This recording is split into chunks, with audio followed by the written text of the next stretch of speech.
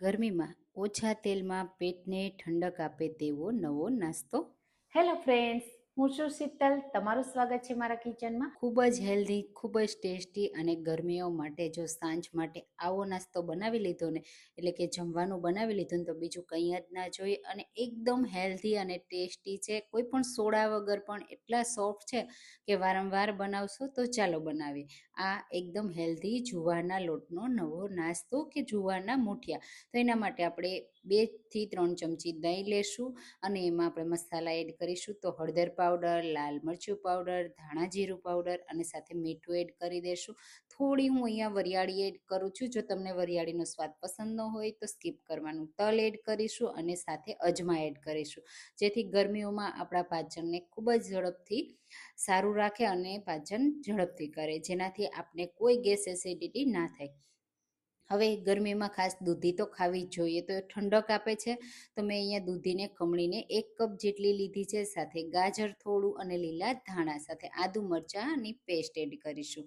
જો લસણ ખાતા હોય તો લસણ. હવે ગરમીઓમાં જુવારનો લોટ જરૂરથી ખાવો જોઈએ, તો 1 વાટકી જુવારનો લોટ, અડધી વાટકી બેસન અને થોડો એનાથી અડધો પણ રવો એડ કરીશું. જો રવો એડ ન કરવો હોય તો સ્કીપ કરી શકો છો. ખાલી એકલા જુવાર અને બેસનથી પણ બનાવી શકો છો અને માત્ર જુવારના લોટથી પણ બનાવી શકો છો. હવે આપણે એમાં સ્વાદ પ્રમાણે લીંબુનો રસ એડ કરી દઈશું. ખાટો મીઠો સ્વાદ આવશે ને તો ખાવાની ખૂબ મજા આવશે. હવે અહીંયા આપણે પાણી એડ બિલકુલ નથી કરવાનું. પહેલાં બધા મસાલાને આ રીતે હાથથી મસળતા જશું, એટલે દૂધીમાંથી પાણી છૂટું પડશે અને જે આપણે લોટ યુઝ કર્યો છે ને એમાં સરસ એવું બાઇન્ડિંગ આવી જશે અને લોટ બંધાઈ જશે. તો બહુ કઠણ નહીં રાખવાનો. જો આ સમયે તમને એવું લાગે કે કઠણ છે તો થોડું દહીં એડ કરી શકો છો અને પાણી પણ એડ કરી શકો છો, પણ જરૂર લાગે તો જ. જરૂર તો નહીં જ લાગે, કારણ કે આપણે દૂધી એડ કરી છે ને એમાં ભરપૂર માત્રામાં પાણીનો ભાગ રહેલો હોય છે. અને ગરમીઓમાં દૂધી, જુવાર આવું બધું ખાવું જોઈએ, પણ બધાને નથી ભાવતું. તો આ રીતે તમે બનાવો ને તો બધા ખાય અને બધાને પણ ભાવે. તો તમે ગરમીઓમાં જુવારના લોટમાંથી કઈ કઈ રેસીપી બનાવો છો મને કમેન્ટમાં ચોક્કસથી કહેજો. અને હા, મારી રેસીપી કઈ સિટીમાંથી જુઓ છો ને એ મને જરૂરથી કહેજો. જુવારની બીજી નવી રેસીપી જોવી હોય ને તો મને કહેજો, હું તમારી સાથે શેર કરીશ. તો હવે આપણે જે સ્ટીમરની પ્લેટ હોય ને એને થોડી ગ્રીસ કરી લેવાની તેલથી, અને હાથમાં થોડું તેલ લગાવી લેવાનું અને પછી મૂઠિયાનો શેપ આપી દેવાનો. નાના મોટા જેવો તમારે શેપ આપવો હોય ને એવો તમે આપી શકો છો. રાઉન્ડ ઓવલ જેવો શેપ આપવો હોય ને તમને પસંદ હોય ને એ રીતે આપી દેવાનું. આ રીતે ગોઠવી દેવાના. આપણે અહીંયા કોઈ સોડા કે કોઈ વસ્તુ એડ નથી કરી તો પણ એકદમ સોફ્ટ બનશે, જેથી ખાવામાં બહુ સરસ એવા લાગશે. કારણ કે આપણે દૂધી એડ કરી છે ને પાણી પણ એડ નથી કર્યું ને, તો સોફ્ટ જ બનશે. હવે અહીંયા આ રીતે બધા જ મૂઠિયાને બનાવી આપણે તૈયાર કરી લેશું. તો હું આ જુવાર દૂધીના મૂઠિયા કહીશ, તમે જે નામથી કહેવું હોય એ કહી શકો છો. અને આ નાસ્તો તમને કેવું લાગ્યો ને કમેન્ટમાં ચોક્કસથી મને કહેજો. જરૂરથી તમને પસંદ જ આવશે જો એકવાર બનાવી લીધો ને તો. બસ આ રીતે બધા મૂઠિયા પ્લેટમાં મેં ગોઠવી દીધા. થોડી સ્પેસ રાખી છે એટલે ફૂલવાનું એને જગ્યા મળે. હવે સ્ટીમરને ગરમ કરી લીધું છે, તો આ રીતે પ્લેટને રાખી દઈશું અને ઢાંકીને મીડિયમ ટુ હાઈ ફ્લેમ ઉપર 15 મિનિટ માટે આપણે સ્ટીમ કરીશું. 15 મિનિટ સરસ એવા સ્ટીમ થઈ જાય, બિલકુલ કાચા ના રહે ને, અને આ રીતે ફૂલી જાય. તમે જુઓ થોડા થોડા સરસ એવા ફૂલ્યા છે, થોડા એમાં ક્રેક પણ આવ્યા છે.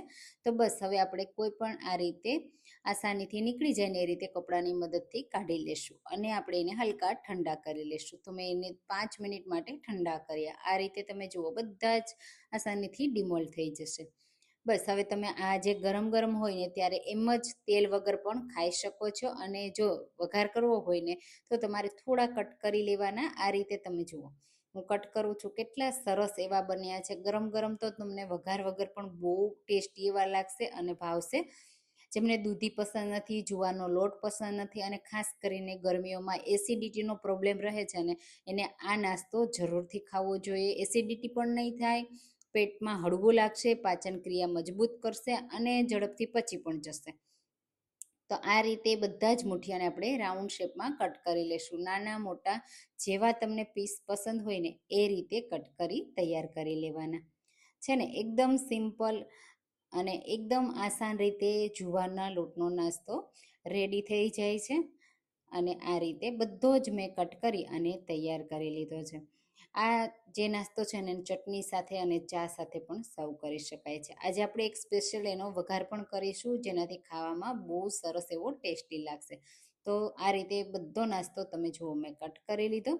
બસ હવે આપણે એને વઘાર કરીશું. તો વઘાર માટે એક પેનમાં થોડું તેલ એડ કરીશું. તો મેં અહીંયા 1 ટેબલ સ્પૂન જેટલું જ એડ કર્યું છે. સાથે રાઈ એડ કરીશું, જીરું એડ કરીશું, જે તમને વઘારમાં પસંદ હોય ને એડ કરવાનું. સાથે થોડો મીઠો લીમડો અને તીખાસ માટે લીલા મરચાં મેં એડ કર્યા છે. સફેદ તલ એડ કરી દેશું.